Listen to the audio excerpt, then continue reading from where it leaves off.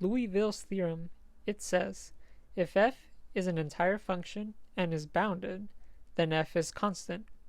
So how do we prove it?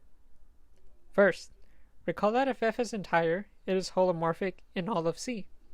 Since f is also bounded, the absolute value of f of z must be less than some number k. In order to prove this, we have to use Cauchy's inequalities.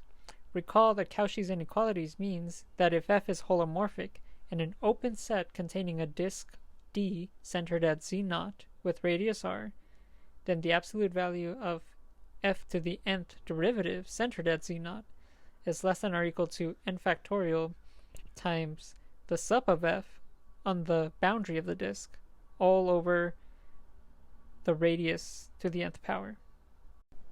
Plug in n equals 1 to get an inequality for f prime, then recall that since f is bounded by k, we can reduce this form to f prime of 1 is less than or equal to k over r. Letting C be our open set, we can let r be arbitrarily big, so letting r tend to infinity, we get that f prime is less than any real number. Thus we have showed that f prime is equal to 0, hence f is a constant.